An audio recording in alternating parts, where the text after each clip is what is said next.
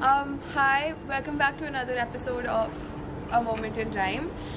In today's episode, we are going to be talking to Derek and the Cats. A few days ago, we went and spoke to two of the members from the band, and today we're going to go look at Derek's studio and where the band rehearses and comes up with most of their songs.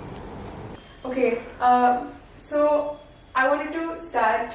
I mean, we've already started. Yeah. But I was curious about why your band is called Derek and the Cats. So actually, there's no plan to make this like a band name and stuff. Okay. Like Adesh and me have been friends for like quite a while. Like we've known each other since school. So I used to always write songs on my laptop and I never wrote it with any aim. Like I'm going to make a band. It's just that it was for the sake of creative expression. And once I came to Bangalore, I was like, I want to record these songs. So I got a drummer together, I got a bassist, Adesh said he played guitar, so it was great. We recorded everything together, the album was almost ready, and then I was just like, after the amount of work we put into it, I was just like, there's so many musicians in on this project. Just calling it like this is a song by Derek Mathias would be, I don't know, it didn't feel right. Yeah. But I'm not that selfless that I didn't want my name to be in it. So I was like, okay, I was thinking it should be Derek and the something, and it has to be, I don't know, something gimmicky, which you remember. And I don't know, one day, in the music scene or in the jazz music scene, you call a musician a jazz cat or a hip cat. Oh, okay. So very old language, who's that cat in turn? Like they mean who's that new musician. Oh. So just like Derek and the Cats indirectly means Derek and these the musicians kind of thing. But so you write most of the songs then? All the songs. I write all the songs, yeah. For now, it just seems to work better. Like it just saves on a lot of time because you don't have to meet and figure out ideas and jam. It's just we have 4 songs. Let's just figure these 4 songs out, and it works very well. Yeah. And I think my job in this band, more than a keyboard player, like we have another keyboard player called Anand Murli, and I consider him like a way better keyboard player. So I'm just very happy he's in the band. But I think my main job in this band is like arranging. I think that's what I mainly do. Okay. And I tell these guys, okay, so this is the way the song needs to go. What's the best guitar idea you can put? What's the best drum idea? And I just, okay, that works, and I just put these things together. I think this is what I mainly do in the band. Right. So he has the overall vision of the song. He composes the rough layout of it, and then the individual musicians compose their parts over it. Okay. So like the guitar parts, I will compose the guitar part, and then with his I'll sit with him, and then he'll be like, no, yeah, it needs to be like this. Can it be like a little more? Can you try something else? Can you actually try something? Do that same thing over there, but try this other idea. Same thing with the drummer. Like he'll record his part. So finally, at the end, it's his overall vision. The song is his overall vision, but everybody's idea has been contributed to realize that. Does this help you manage like the creative differences? Because you're all creative people, right? So you all have your own ideas, but I think does this make it easier? I think because Derek is like the captain of the ship, where he will make the final call whether this sounds good, whether it's not, and everybody else is through trial and error. You keep coming up with new parts, and according to like what he likes, it gets fit. Not just what he likes. I mean, it's all like everyone's opinion. So there are 2 points to this. One is why this works well is it's not like if he gives me 3 ideas, there are 3 bad ideas. They're all 3 great ideas. But my whole vision is just to see I want all the ideas to connect. It shouldn't sound like 6 people came with 6 different ideas and this song is just some porridge of 6 different. It should work well. So he might not know, like he'll give me 3 ideas, but when I hear those 3 ideas, I know okay, this second idea will really work well with that idea later on in the song, which is what I help in. That's the first thing. Secondly, I feel in our band we all are very. The only way this band works is because we all put our egos out of the room. Oof. You mentioned that you like engaging with the crowd a lot. What are some tools that you use when you're producing music to get audience, to engage with your audience? Especially since a lot of your songs don't have lyrics. Some of them are very long. So, So one thing is I usually have some form of rhythmic element in the song where I ask the crowd to get involved. Okay. Like and it's it's slightly rhythmically complex, so it kind of makes it fun for the crowd. I don't want the crowd to like just go. Yeah, you don't Adesh show, but I make it like a little different. So, like you guys clap in this time signature. I won't say time signature. I don't want to like scare the audience with jargon, but it makes it fun. Like they feel like, oh dude, I'm doing something complex. So the band and me are making music together. So like that's the way you get like people involved in an instrumental song.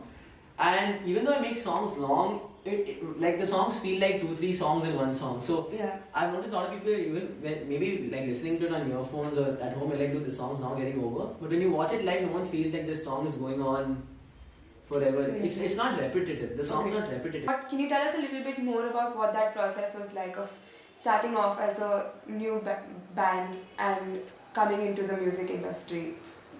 I don't think we thought like we're coming into the music industry, but at least dude, for me it was just like a personal project. It started off as it was just my personal project.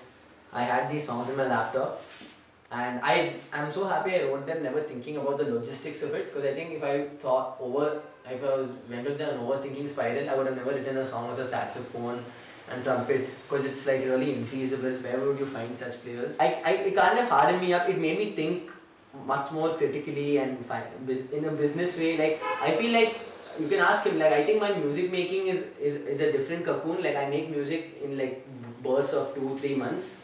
Okay. And then while we're having shows, I think very business oriented. I don't think so much musically. Like we work on songs, but these guys are there to help me out. Like I have 5-6 other musicians in the room to help me with the musical aspect of it. But I think purely like business and like CEO and like what's the finances, how can we market, how do we advertise ourselves? That's how I've been thinking. I've been thinking logistically for the past 6 months about this band. So yeah. So how has social media helped you in this entire process? It's helped a lot. Like I'm learning. Like I used to be a very social media averse person in the sense that like you shit on the algorithm because it's not working your way. Right. And it's become hard because you're not competing with other musicians. You're competing with a YouTuber and an influencer and a fashion icon, and like I could really watch any other type of content. Why should I watch this reel of you playing some music? Like so it really boils down to you have to be that engaging. So like now that I don't shit on it and I'm just like, this is a hurdle I need to cross. I look at it as a challenge, so it becomes interesting. So with our first show, it really helped. Like we didn't expect 200 people to come, but I think from our second show onwards, we really saw a lot of new people in our second show. Like people who just saw us on Instagram and came to the show. So then we realized, okay, there is a way, and like we get to market ourselves. And I feel our biggest selling point is our live show. Like there's a lot we can do on social media, but I feel we can outbeat every other influencer by our live show, because I honestly feel like as a live act, it's something you've never seen before, and it's very engaging. So a lot of people come for live shows and they're like, I want to see this again, or I've never seen something like this before, and then that kind of word of mouth spreads. You want to create a certain sense of novelty, like it's like an event you can't miss, because that's the only way you can get people to come. You can't tell like, there's one more show happening. What do you think makes the music you make right now sound like, okay, this is Derek and the Cats? Firstly, I don't think anyone in Bangalore is making music like that. I don't think anyone's attempting to make an 8-minute song, simply because the algorithm and we have to make something short, we have to make a catchy reel. I'm just trying to make a song and then let's hold like, I've seen this big shift in musicians, like the algorithm is kind of deciding what you have to make. But how is it truly the music you make if some algorithm is telling you what to make? And sometimes that's a journey. Like right now we do sound different in like the Indian market, but in the world market we sound similar. And I think that that type of authenticity which makes you stand out internationally takes a few years. Right. But at least we've started somewhere. Like at least within our own small circles we are a bit different. We have our own sound. Like if you come for Derek and the Cat show, I don't think you can go to any other show and find that feeling. In one of your interviews, you mentioned that you don't really put yourselves into a genre because like your jazz fans say it's not jazz enough, and your like other fans say that it's too jazz. So my question is, how much can you change and like make modifications in one genre until it's not that genre anymore? No idea. I think this genre battle starts on the internet. Okay. With people who have time on their hands, because I really don't understand what's the genre thing, because I feel as long as it sounds nice, listen to it. you're trying to box your feelings into like set things where emotions aren't like so confined. Right. They're like shades and it's on a spectrum, right? Yeah. So that way music is also a genre is on a spectrum. It's got a little bit of this, it's got a little bit of that, it's got a little bit of this. And over time, when people start having the same kind of spectrum, it becomes a genre. Like I would say, like neo soul is a mixture of jazz and hip hop. Maybe when the first band did it, it never. Yeah, they didn't think of it as a neo soul. They're like, I love hip hop and I love jazz, so we're just gonna put both. And band just started repeating that over time, where it just becomes okay. Let's just call this. Yeah, people call it a genre later in time.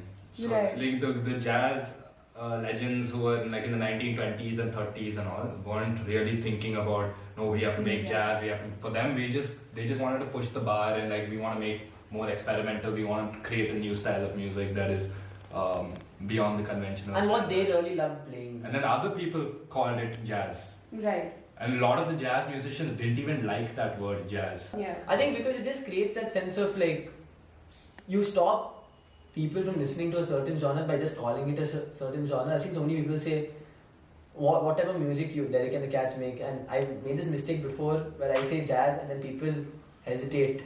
They're like, okay, maybe, fine, I'll listen to it later. Because in their head, they already have a preconceived notion of how a genre is supposed to sound. Right. And the beauty is, I might say rock or jazz or something, but everyone's interpretation of that word is different in their head. Yeah. So did you start off by thinking of like the vibe you want, or did you figure it out while you played? It's funny that I made these demos before I even made that song, and I didn't think of all these things then. And then I realized, oh, the demos I have itself are authentic because I did not corrupt those ideas or my thoughts with like, should I do it for the algorithm, Right.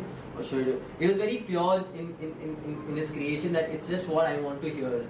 And then I realized, oh, being just true to myself makes you create something authentic, because the experiences I've faced are very unique to my life, and if I make something very unique to my experiences, it automatically becomes unique. Right? Okay, show us your demo now. You've built it up too much. I built it up too much. Yeah. What software do you use? This software called Logic. So this is how Soul sounded.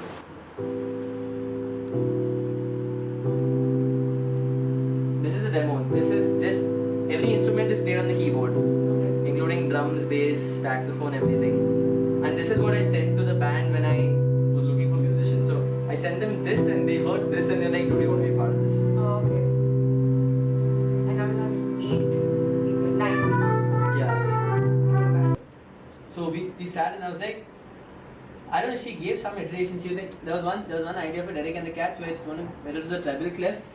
Within that treble clef is actually a cat sitting like that. Oh. And she just came up with this idea where it's like, oh, Derek and the Cats, and you're the piano player, so the piano gives your identity and the cat does this.